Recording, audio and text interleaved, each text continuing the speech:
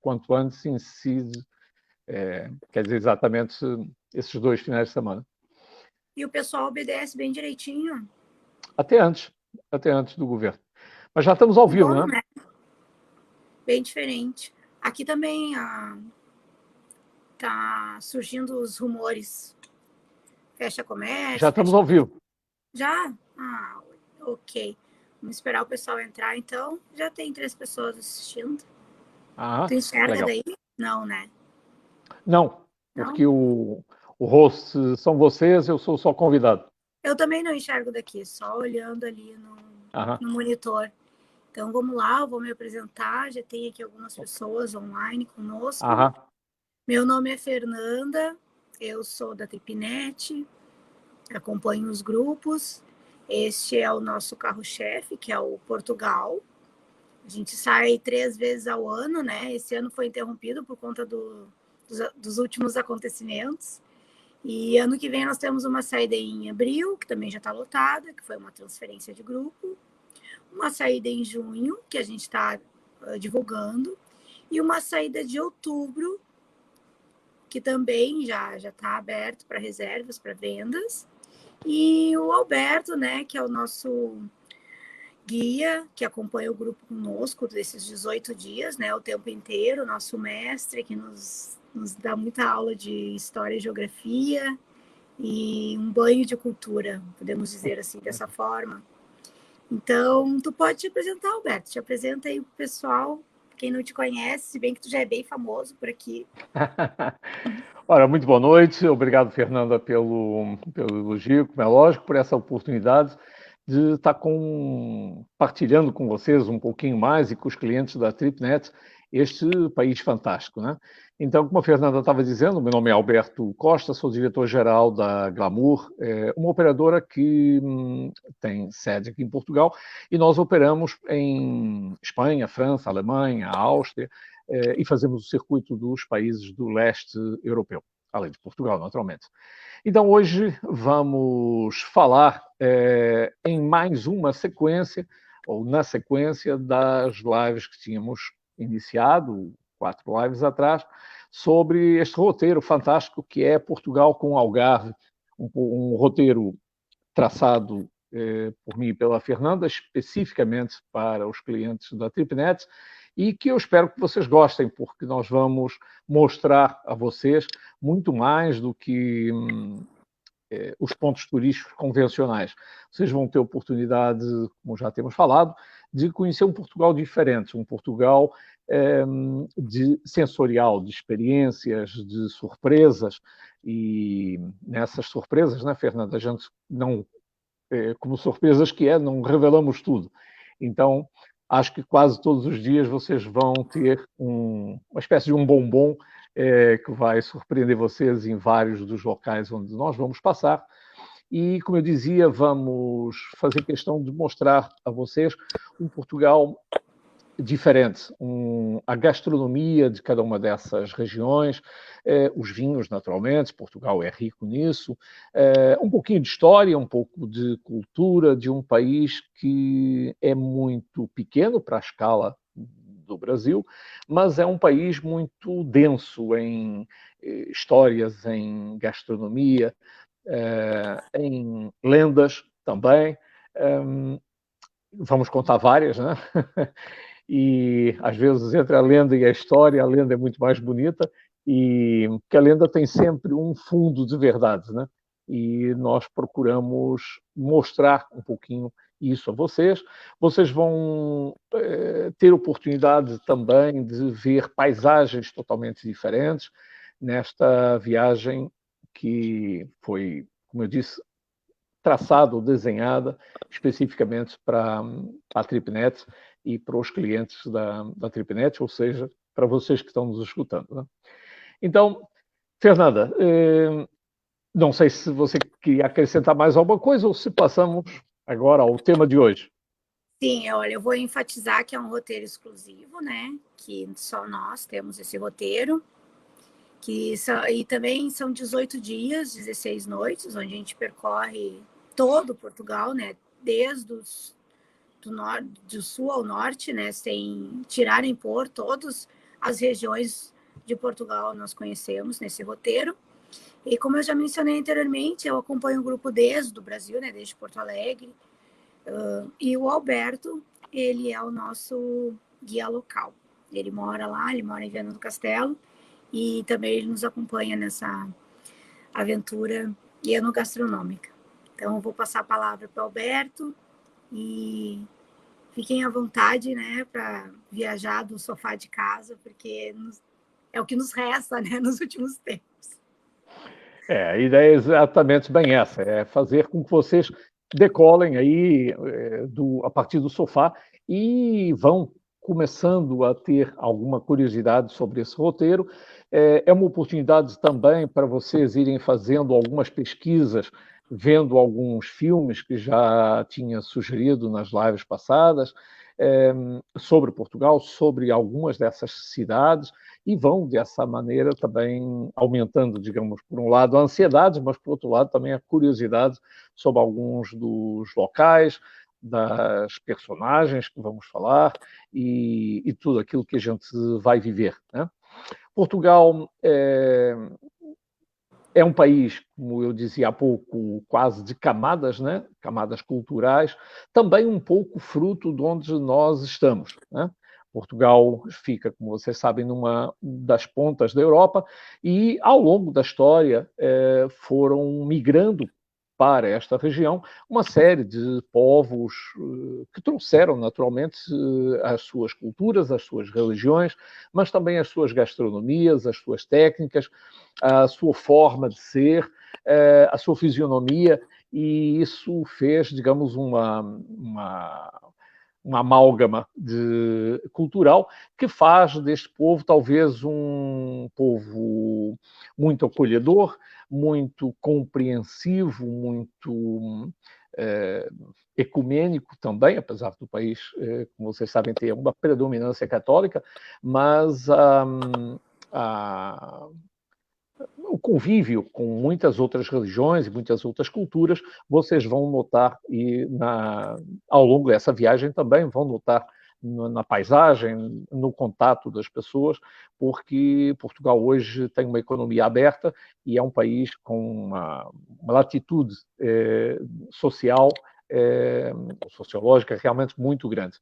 E isso, obviamente, vem como benefício para quem nos visita, porque vão ter uma oportunidade de ver não um país, digamos, padronizado, mas um país quase ecumênico, né? Então, vai ser interessante. Como eu dizia, nós não vendemos viagens, né? A Glamour e a Tripnet constroem memórias. E é um pouquinho isso que a gente vai fazer questão que vocês, todos os dias, vão acumulando. São memórias, espero que positivas, e das sensações, das experiências que vão ter. Fazendo um pouquinho o retrospecto do que nós tínhamos falado nas lives passadas, nós chegamos em Lisboa, depois de conhecermos as várias Lisboas, né? A Lisboa muito antiga, ainda do tempo dos romanos. Aliás, Lisboa já se chamou Olícipo, como eu expliquei, exatamente por ser uma cidade mitologicamente fundada pelo Ulisses, né? O da Odisseia, o da Ilíada, né? Porque todos esses povos, como eu já havia explicado para vocês, todos esses povos do Mediterrâneo já vinham por esta região muito antes dos romanos, né? E os romanos só chegam aqui 195 anos antes de Cristo, a Lisboa, e dão, digamos, uma importância maior, é lógico, às cidades, mas ela já era visitada, então, muito mais de 200 anos antes de Cristo, que foi exatamente quando os romanos chegaram aqui. E deram esse nome de Ulícipos à cidade por homenagem ou por lembrança à mitologia grega, que os romanos seguiam muito, né? Vocês lembram das aulas de história, né? Da Ilíada de Homero, que contava a guerra de Troia e depois a Odisseia, que é o regresso do final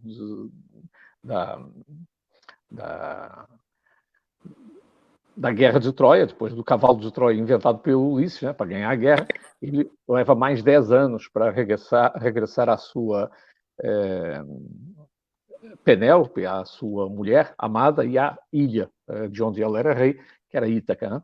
Então, toda essa mitologia passou para os romanos trouxeram para cá, e nós temos aqui várias presenças ao longo do país, dessa presença não só física dos romanos, mas também em termos mitológicos e até em termos linguísticos da herança, digamos, grega, né?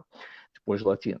Mas estava dizendo que fizemos então esse percurso em Lisboa, visitamos a cidade de Sintra, Cascais, Estoril, fomos até o Algarve, estivemos banhando nas águas quentes do Algarve, vimos a enorme presença árabe nessa região, viemos subindo, passamos em Évora, regressamos a Lisboa, tivemos um dia livre em Lisboa, e agora vamos começar subindo no mapa de Portugal. Vocês se recordam que eu expliquei que Portugal é um país retangular, em pé, quase um retângulo perfeito em pé, e nós estamos, então, entre o último terço e o segundo terço em Lisboa, e vamos percorrer esse terço central do retângulo, que é o que nós chamamos de centro de Portugal. Centro de Portugal é uma região muito rica em termos de quase tudo isso que eu falei há pouco. Mas é uma terra também marcada, já é diferente da do Sul e também da do Norte, que vamos ver depois, porque historicamente também foi uma terra de ninguém durante muitos séculos.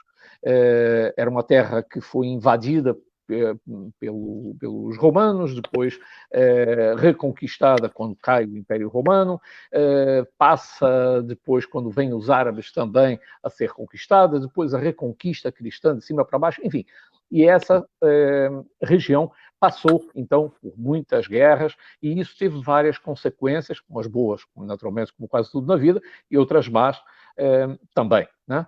E nós vamos ver, sobretudo as boas, porque nós vamos ver um misto de fé, que vamos encontrar em Fátima, nós vamos encontrar fé em Nazaré, nós vamos visitar esses dois santuários, vocês vão, quem se recorda das primeiras lives que nós fizemos, falamos que a Nazaré, a cidade da Nazaré, hoje é famosa por várias outras questões mais atuais, sobretudo pelo fato de ter as maiores ondas do mundo, né? As maiores ondas surfadas. De outubro, né? Inclusive. Agora, foi inclusive agora. Foi exatamente agora. Então, isso tem a ver com, a gente depois explica lá, para quem for interessado, quem não faz surf também não interessa. Mas a grande fama, vocês já devem ter ouvido falar do Canhão da Nazaré. Canhão, uma palavra meia esquisita e é inclusive até imprópria. Mas o Canhão da Nazaré, na verdade, deveria ser Canyon. E os portugueses locais se adaptaram para Canhão. Na verdade, é uma falha geodésica, que a placa continental entra pelo mar dentro durante muitos quilômetros, e lá na frente tem uma falha, né?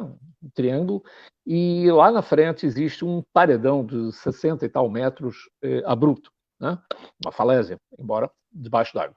Ora, dependendo das ondas ou das marés, sobretudo nesta época, das marés vivas, o mar ganha potência, quando bate no paredão sobe, e ele vem ganhando ainda mais potência porque a falha vai se estreitando até chegar à costa. E claro, aí então as ondas sobem no final do bico e fazem a delícia dos surfistas, né? Sobretudo aqueles mais aventureiros. Então, a razão é exatamente essa. Então, quando ouvirem falar do canhão, na verdade deveria ser Canyon, da Nazaré, tem isso.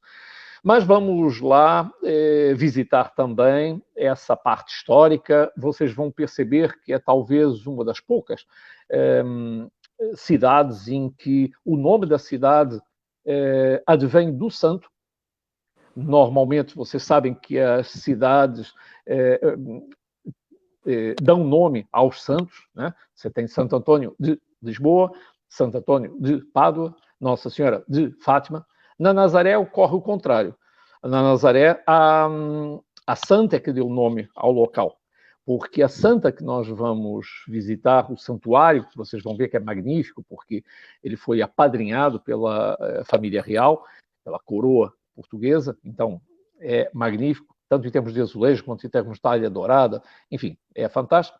Mas, voltando a falar da santa, ela é Nossa Senhora de Nazaré, porque a santa mesmo veio da Palestina, veio da cidade de Nazaré. E nós vamos contar essa história, que tem tudo a ver com a invasão dos romanos, dos árabes, a fuga da imagem, a camuflagem da imagem. É uma história, inclusive, uma lenda muito bonita, e tem milagres à mistura, e, portanto, foi um dos primeiros santuários católicos de Portugal. Nós estamos ali muito perto de Fátima também, e embora na costa, né?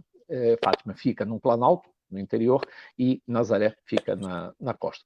Então nós vamos sair de Lisboa e vamos, antes de chegar a Nazaré, vamos visitar uma cidade que provavelmente vocês já devem ter ouvido falar, que é Óbidos.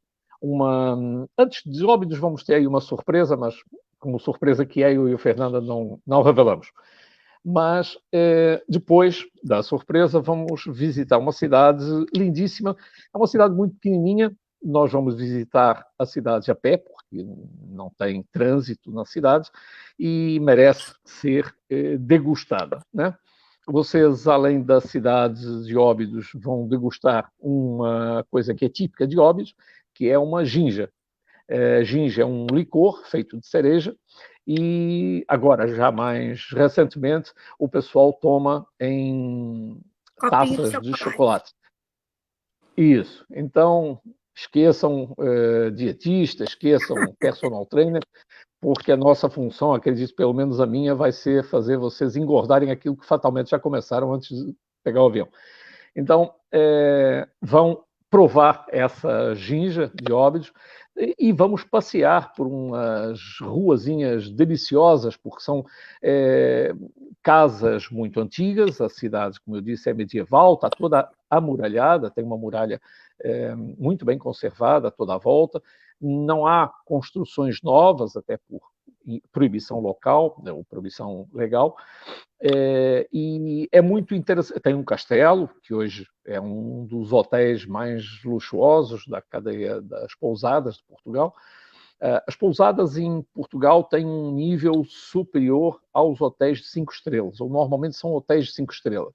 Mas o que elas têm de diferente é que são hotéis de 5 estrelas em edifícios históricos, alguns castelos, outros mosteiros, outras casas particulares, enfim, mas recuperados. Então, o que o equivalente à Enatur no Brasil fez foi comprar ou restaurar esses monumentos e transformá-los em hotéis de requinte, né? Então, o Castelo de Óbidos é apenas um deles, vamos passar por vários, mas mesmo na cidadezinha, vocês vão ver que é uma cidade muito bem conservada, onde normalmente se vêem, para além do comércio local, cheio de souvenirs, vemos artistas tocando música, e muito bem, outros recitando. É uma cidade, digamos, cultural, e foi juntando, é quase um polo cultural hoje de Portugal também. Nessa cidade, dependendo da época que vocês venham, a cidade tem tido um mérito que é envolver, a nível de eventos, os habitantes locais, ou seja, fazem a festa da cereja, na época da cereja, que é final de maio, início de junho. Para quem vier em junho, é um prato cheio, né? Fazem a festa do chocolate, a festa da Páscoa, a festa do Natal, tem neve artificial que eles colocam, o pessoal vai esquiando. Em julho tem a feira medieval, com toda a teatralização Ai, maravilhosa. contam-se os... A ideia é exatamente você viajar para dentro de um livro. Até a farmácia está vestida a caráter, no supermercado, em qualquer lugar, é muito legal, todo mundo adere, né? É engraçado porque eles envolvem de uma forma talvez muito original as pessoas da cidade. Então é normal você ver o camarada que tem, sei lá, uma farmácia, como a Fernanda estava dizendo, durante a semana, ou durante o ano, mas depois é o cara que está rodando o porco no rolete no meio da praça, né? Ou então é o ferreiro que está batendo e fazendo ferraduras, vestido a caráter. Então é muito, muito legal. E eles fazem a recriação dessas passagens históricas, né, das conquistas de Portugal. Tem torneios medievais, é muito legal. Não só aí em Óbidos, mas em várias cidades de Portugal, nessa época, naturalmente, que é verão. Então, estava dizendo que vamos visitar então Óbidos, vamos, ainda antes de chegar a Nazaré, vamos visitar uma cidade que é Alcobaça. Alcobaça tem esse nome e essa importância porque tem dois rios, o rio Alcoa e o rio Baça, que deu origem ao nome da cidade, mas tem o maior mosteiro beneditino da Europa, da Ordem de Cister. A Ordem de Cister, na verdade, é uma dissidência da Ordem beneditina, né? Quando em Claraval, em França, eles acharam que os beneditinos tinham se desviado das regras de pobreza, de austeridade que São Bento tinha imposto, São Bento em Itália. Eles fizeram uma dissidência e fizeram uma ordem mais austera, por isso é que vocês vão ver que o mosteiro, a própria igreja, que é fantástica, porque é a igreja mais alta, a igreja gótica mais alta do país, e nós vamos entrar na igreja não só para ver isso, mas para vermos uma série de curiosidades em termos de construção, em termos do estilo gótico, e vamos contar ali aos pés dos túmulos de Pedro e Inês de Castro a história deliciosa. Nós prometemos levar caixas de lenço para as senhoras mais sensíveis. Porque não é a primeira nem a segunda vez que a gente vê gente chorando, porque, sobretudo, eu acabo me empolgando, e eu também digo sempre aos nossos guias que vivam a história, né?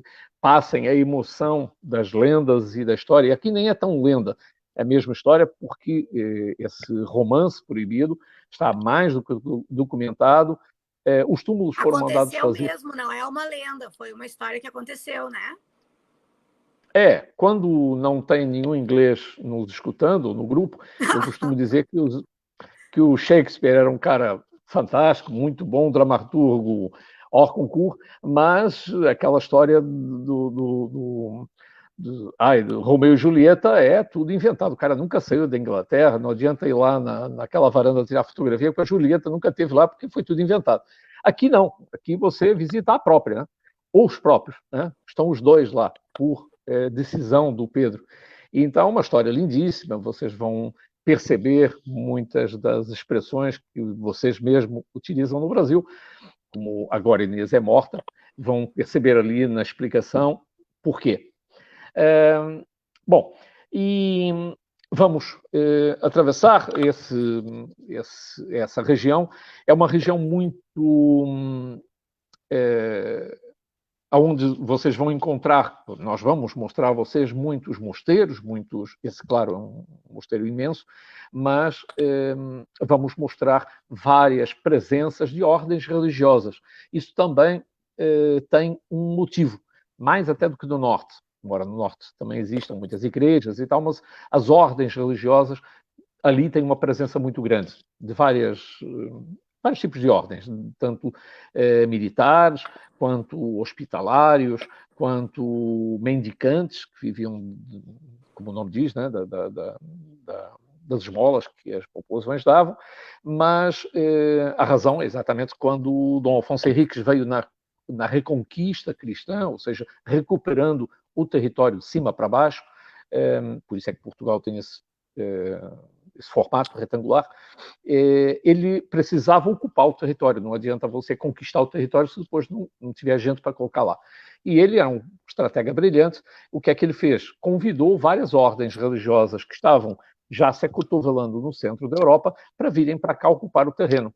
Ora, juntaram a fome com a vontade de comer, né? Então, como é lógico, deram territórios gigantescos, como é o caso desse, e começaram, então, vindo para cá muitas ordens religiosas, por isso nós vamos ver uma presença muito grande. Isso teve como consequência, para além dos mosteiros e conventos, teve uma consequência gastronômica que vocês vão sentir, e eu trago várias dessas consequências por cima do cinto da minha calça, que são os doces conventuais, né? À porta dos conventos, todo mundo sabe que o nome vem daí, né? À porta dos conventos, as freiras e os monges vendiam duas coisas. As freiras, normalmente, como boas cozinheiras que eram, vendiam doces conventuais. Vocês vão ver isso em Portugal, do norte ao sul. Vão ver e vão comer, né? É lógico. Não tem como não comer. Lógico. E os freis, os monges, vendiam o quê? Cerveja. E vocês vão ver, é curioso, muitas pessoas quando visitam Portugal a primeira vez, como assim? Pensei que Portugal, a bebida preferencial era vinho. Claro, é também. Mas nós vamos contar o que é que a cerveja tem a ver com os mosteiros, o que é que a cerveja tem a ver com os monges, porque é que eles chamavam aquilo de pão líquido. E vocês vão ver agora, mais até do que nunca, porque virou moda agora as cervejas artesanais. E então, espero que o Alberto esteja me escutando, o Alberto da Margot. Pronto, então o Alberto é da casa e essa vai para ele. Mas, pronto, vamos mostrar, digamos, toda essa parte histórica e a ligação à gastronomia, neste caso às bebidas também. Vocês vão ver que essa região é a região de pomares de Portugal. É ali que, por várias razões, estão os maiores pomares de pêssego, de pera, de maçã. O território, a terra mesmo, é muito propícia para isso. As maiores cooperativas de fruta e de suco estão ali presentes, e é curioso porque também é a região Jurássica de Portugal. Nós temos ali um dos parques jurássicos mais importantes da Europa.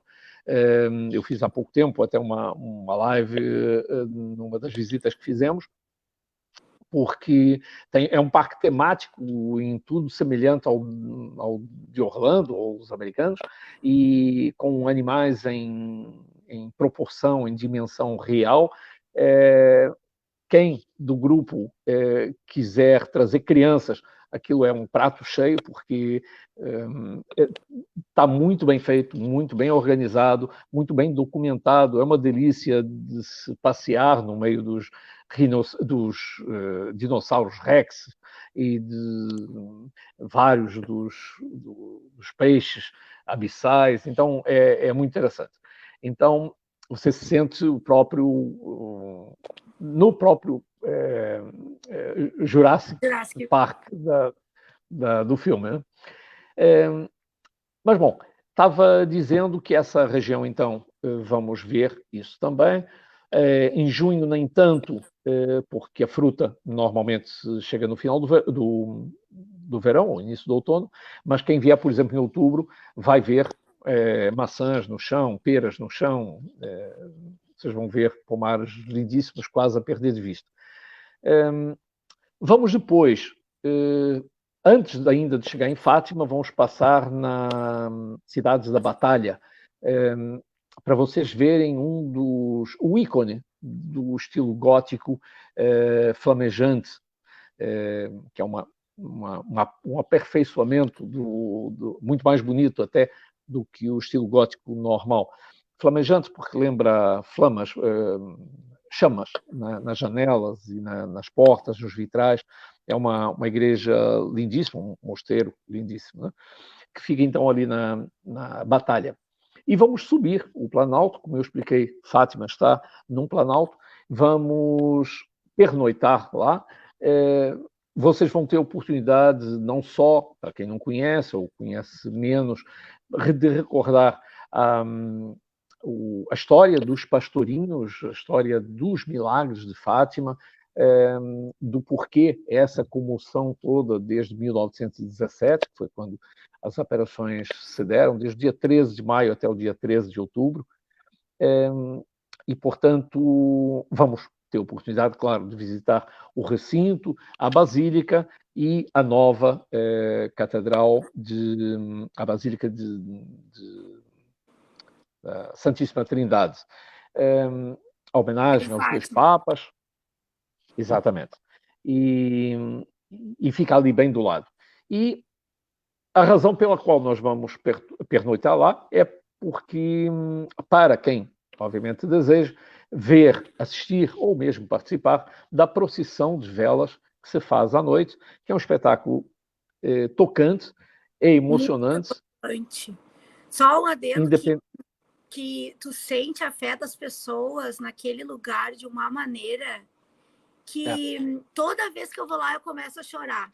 E eu nem sou chorona, eu vou te dizer. Mas dá uma coisa assim, ó, dentro da gente, e é uma fé tão grande que aquelas pessoas têm, que a gente sente. É impressionante. É tocante, sim. É tocante. É muito. E vamos ter exatamente essa oportunidade de, quem quiser, naturalmente, assistir, não é preciso participar, porque o recinto é imenso, e vamos ter então essa oportunidade. Vamos depois continuar para, claro, em dias subsequentes, né? Vamos continuar para Tomar. Tomar é uma cidade que fica ali muito próxima, mas é muito conhecida pelo fato de ter sido a sede da Ordem dos Templários em Portugal.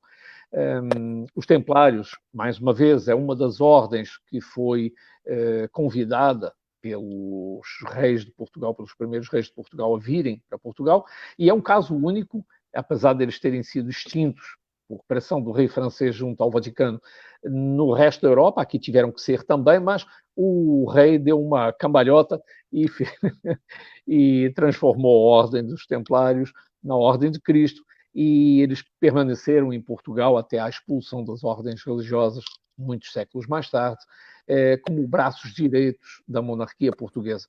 Então, vocês vão ver uma cidade que de si também já é lindíssima, mas onde o convento de Cristo tem uma importância histórica, arquitetônica e cultural realmente muito grande. Não é apenas eles não fizeram apenas esse castelo, esse forte, ou esse convento, mas fizeram uma série de fortalezas ao longo daquilo que foi, durante muitos anos, a fronteira entre o mundo cristão e o mundo muçulmano, que era o Rio Tejo, né? Então, ao longo do Rio Tejo, e mesmo no meio, existe um castelo no meio do rio, não do Tejo, mas de um afluente, que é o castelo de Almorol, que está mesmo no meio do rio, quase como se fosse um pedágio, né? Ou seja, o inimigo, se quisesse entrar, tinha que passar por ali, obviamente, se tinham essa entrada defendida. Bom, mas, portanto, vamos passar nessa região. Uma região, como eu disse no início da conversa, é uma região muito rica, para vocês terem uma noção. É impossível, logicamente, visitar tudo, mas é uma região onde temos a Serra da Estrela, a famosa Serra da Estrela, famosa por vários motivos, tanto porque é o ponto mais alto de Portugal continental, não é de Portugal, mas é de Portugal continental.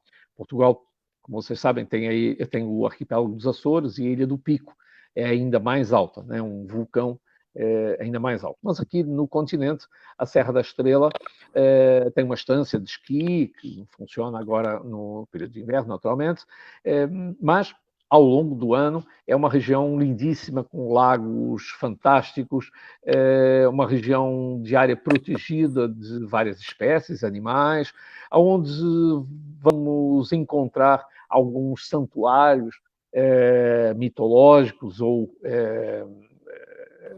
divinos, né? Ao longo dos rochedos e dos caminhos.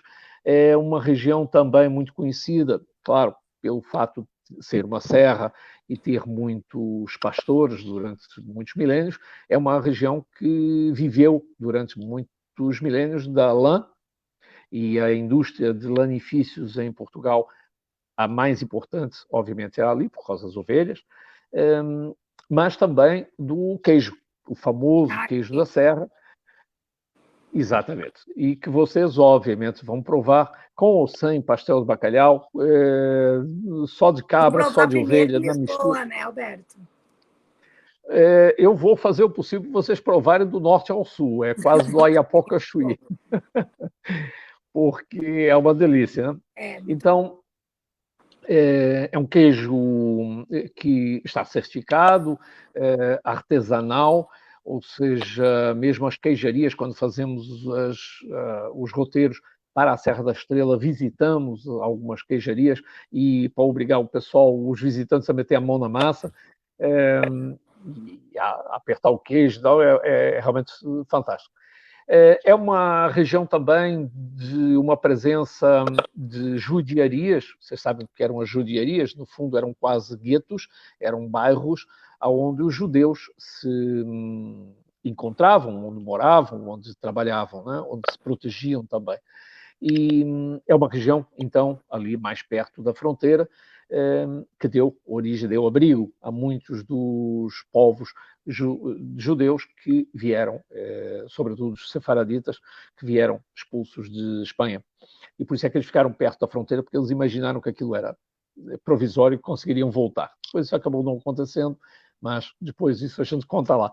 Mas isso para falar, por exemplo, de cidades como Belmonte, como Marvão. Belmonte é a cidade onde está enterrado uma parte, e uma parte pode parecer meio macabra, mas é uma parte de Pedro Álvares Cabral, a outra voltou para o Brasil.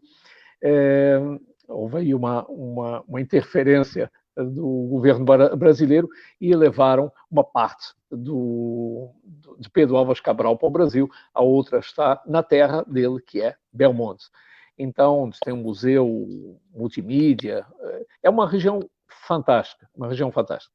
Então, é uma região também muito conhecida pelas cerejas, é uma região de serra.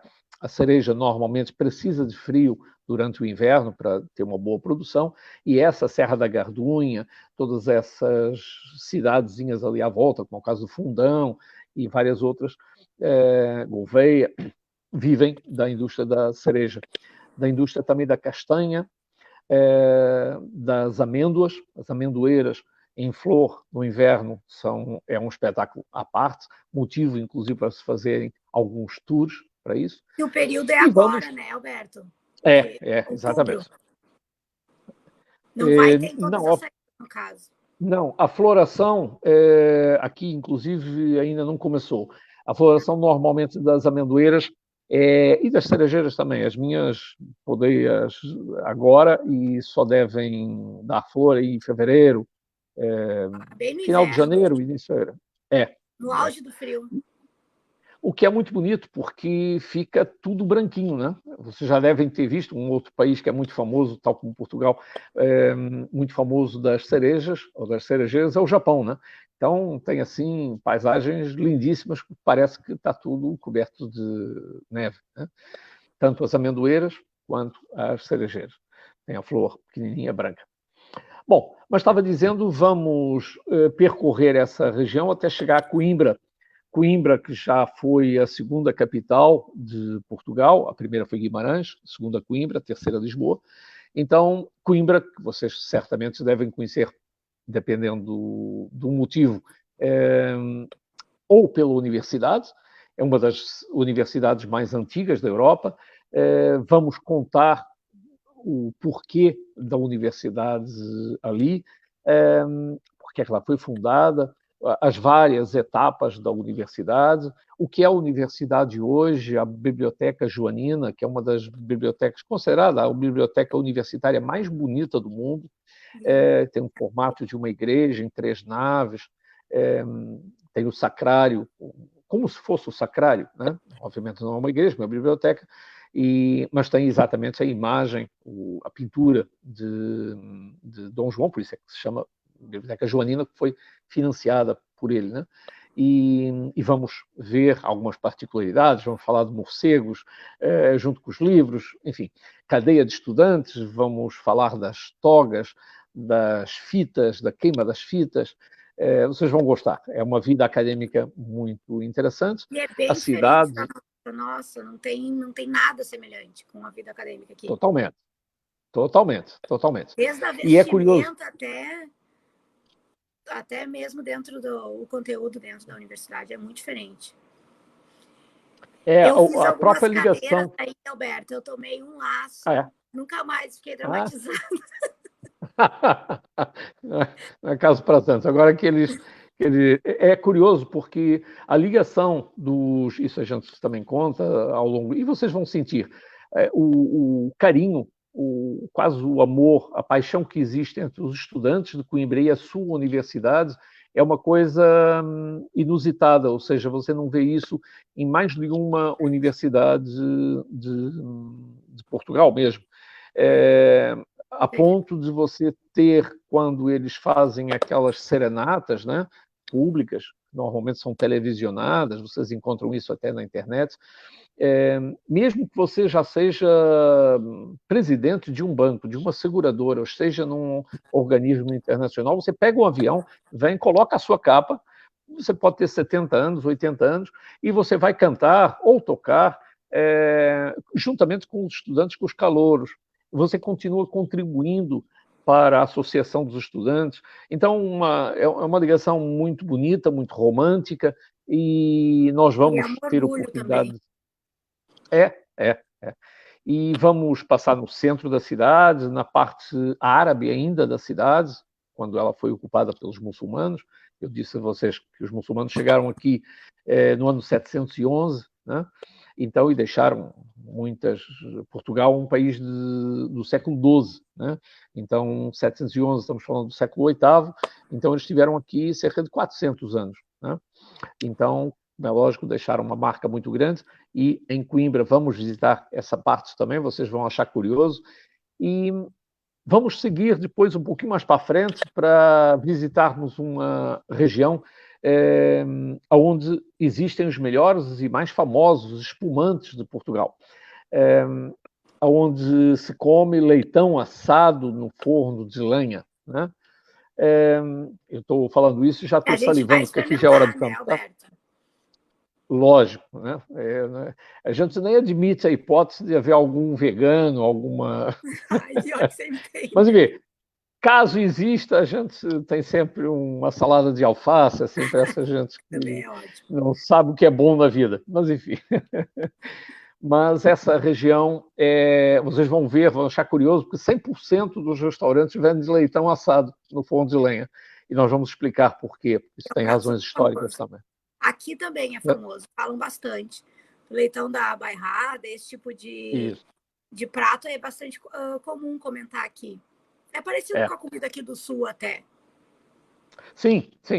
E vocês vão achar curioso. E é uma região muito rica também, não só em vinhos, daí os espumantes, mas também em aguardentes. Ou seja, vocês sabem que há uma diferença entre a aguardente e a cachaça, né? A cachaça é feita de cana-de-açúcar e a aguardente é feita do vinho, ou seja, de destilar o vinho.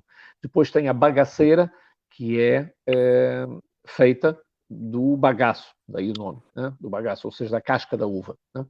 Mas essa região é famosa por tudo isso. É uma região também muito famosa, depois vamos voltar a falar nisso no final da viagem a Aveiro, pelas grandes cerâmicas. Aliás, é por isso que se chama bairrada, que vem de barro, né? É uma região muito com várias extrações, várias minas ou barreiras de barro, passa aí o pleonasmo. É uma região também muito rica em pinhais. Vocês vão ver serras e mesmo terras cobertas com pinheiros. Uma região termal, vem várias águas, tem várias companhias de água termal ali, umas gaseificadas, as outras não, mas é uma região muito rica exatamente nisso, porque é uma região com uma floresta muito densa. Existe um hotel, que é o Hotel do Bussaco. Bussaco é uma cidadezinha perto ali da Anadia, onde existe e sugiro que vocês, quem tiver um pouquinho de tempo ou curiosidades, procurem na internet Hotel do Bussaco. Hotel do Bussaco. Foi o último palácio real feito para a família real. E é um hotel mágico. Ali é fantástico. Para quem conhece a Quinta da Regaleira, ali os caras se esmeraram, né? Então acho que vale a pena consultarem. Tem uns azulejos lindíssimos, umas escadas, os tetos trabalhadíssimos.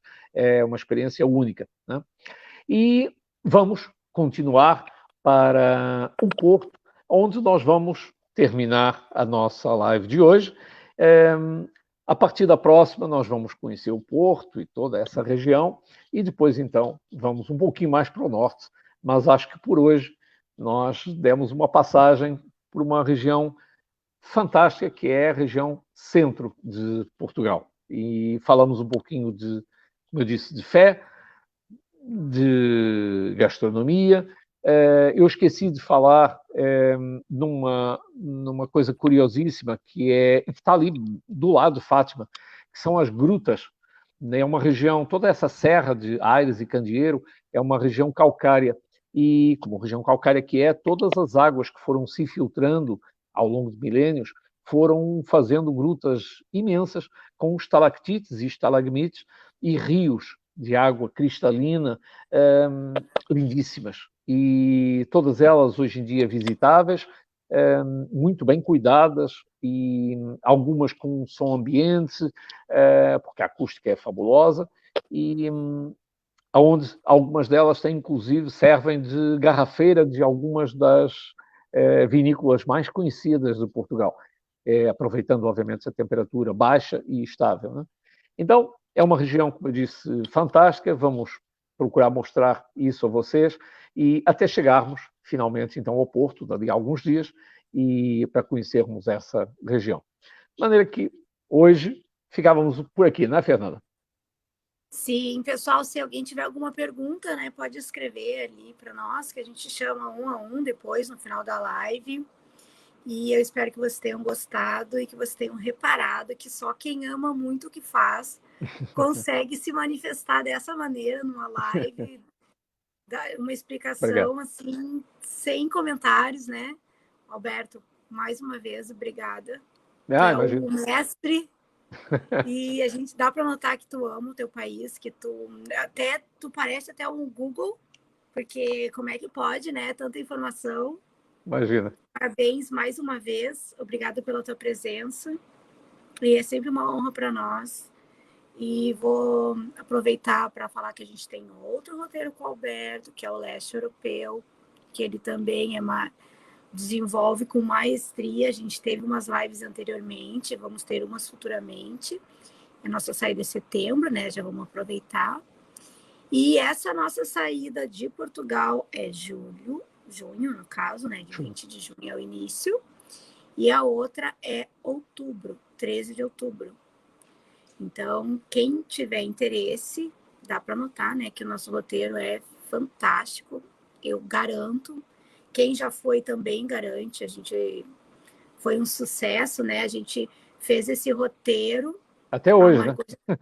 Nos dando uma ajudinha.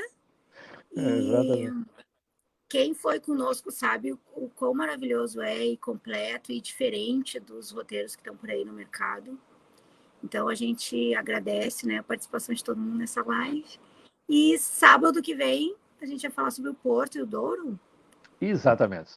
Vamos falar de vinho do Porto, vamos falar de conquistas, vamos falar de vinícolas, vamos falar de passeios de barco, de cruzeiros, numa região fantástica, um pouquinho de história, um pouquinho de mais algumas lendas. Então eu sou super suspeita. É um dos meus lugares preferidos da Terra.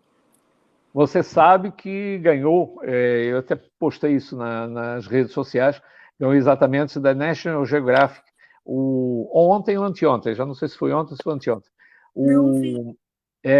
O Porto realmente é fantástico e está melhorando muito.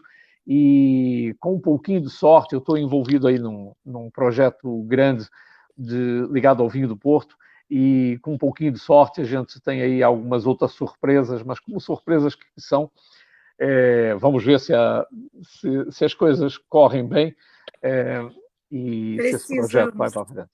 Não, vai. De maneira que, olha, muito obrigado pela atenção, pela fidelidade daqueles que já têm nos seguido.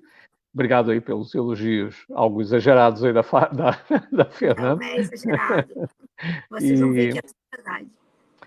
Você sabe que eu apesar desse sotaque, eu sou carioca, né? Então, adoro Portugal. Não só pelo país, não é pelo fato de morar aqui, podia morar e não gostar. Qualquer outro país, né? Mas não, a cultura do povo, a história deste país, aquilo que você encontra hoje em dia, sobretudo para os visitantes, para os turistas, tanto em termos arquitetônicos, em termos viários, em termos das vinícolas, da preparação dos profissionais, porque nada disso é possível sem recursos humanos, né? Então, vocês vão, quem não conhece Portugal, vai se surpreender com o preparo do povo e a amabilidade com que o povo abraça você, que é visitante, ao contrário do que ocorre, infelizmente, em muitos outros locais, em que o visitante às vezes é visto como forasteiro ou uma ameaça. Aqui não, vocês são bem-vindos. Então, queria passar isso para vocês também, porque é parte da minha adesão, digamos, ao país, é exatamente isso. Anérica, olha, muito obrigado, uma boa noite ou uma boa tarde para vocês e até sábado que vem. Até sábado que vem. Tchau, pessoal. Tchau, até amanhã.